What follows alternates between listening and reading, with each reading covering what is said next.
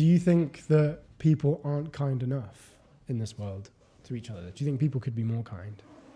Oh, absolutely. I mean, I do believe that people get bitter as they age, and there's various reasons for that, like life experiences. Okay, so my life was great enough to not get bitter, and I can't talk for everyone, but I feel like that from the from birth we all are good people. It's not like we born as bad people. We have 1% that are psychopaths, which is unfortunate, but it is what it is.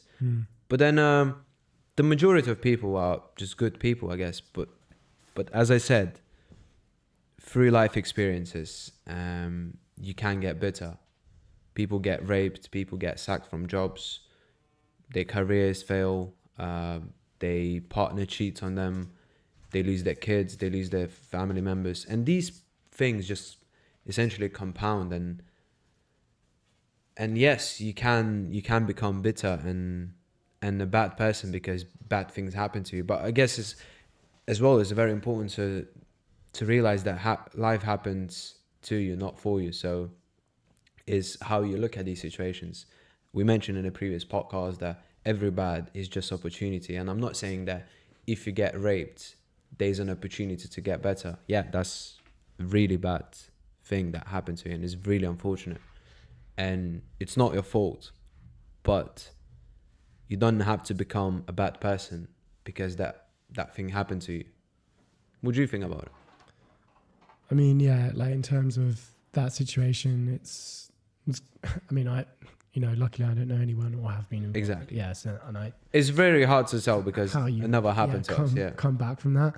But I think when it comes to bitterness and progressing with age, I mean, as I get older, I think my tolerance shrinks for sure. Mhm. Like definitely my patience wears thinner now. Yeah. Like even sitting on the tube and like people huffing and puffing, getting close to my personal space. Like, does that make me sometimes annoyed and a bit bitter? Like, yeah, like I can hand on heart say like I've had my moments where I absolutely hate people, like for sure. Yeah. I also love Yeah. and adore people.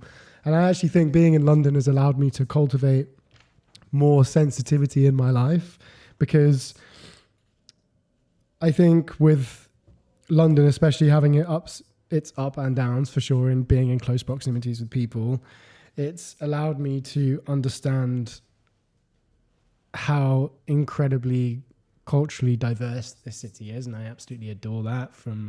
I think that London is such an amazing city in the sense of it's this kind of pool of so many different people and cultures, and when I've tried to understand a bit more kindness and respect for other people, I've only learned that through trying to understand as many different people as possible.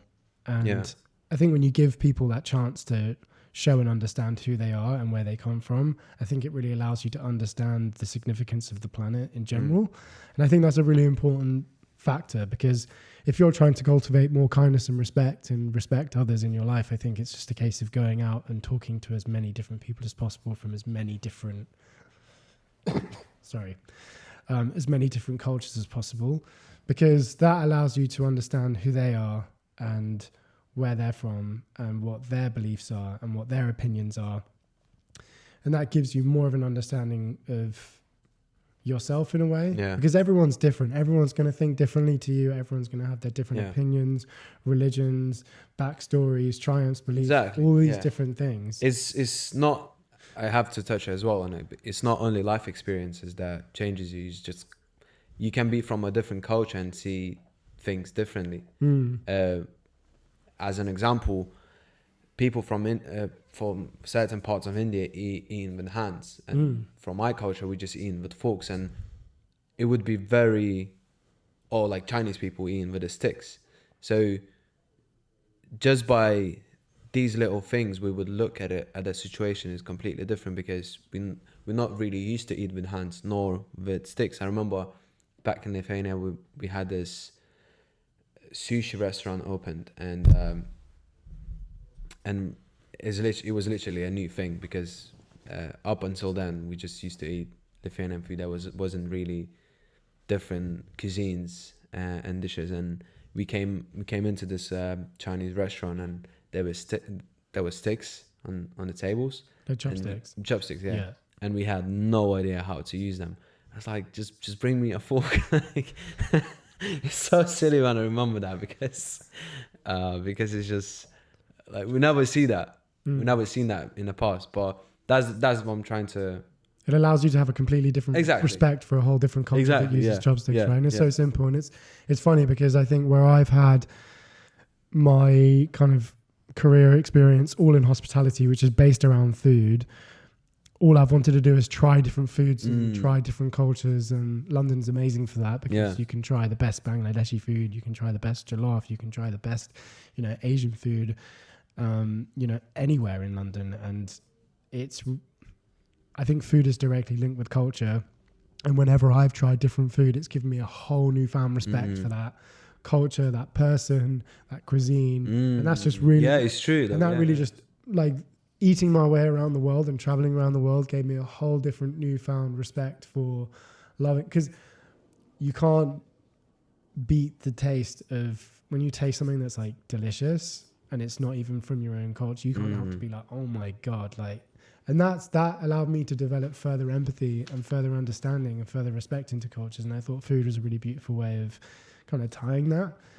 So I think when it comes to understanding and respecting different people, go out and try as much stuff as you can. At least that was something for me. Yeah. And that allowed me to kind of bridge the gap. A bit off topic. What's your favorite cuisine?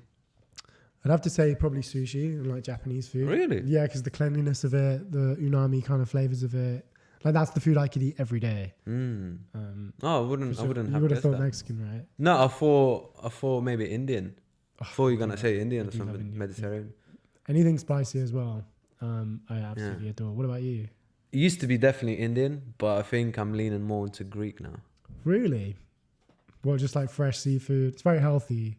I'm not into seafood that much. It's Okay. like Greek. I love about the like different, like you got like Meze pizzas stuff. and then there's different yeah. tzatziki and then you got hummus and Man, don't fucking make me hungry. I love it.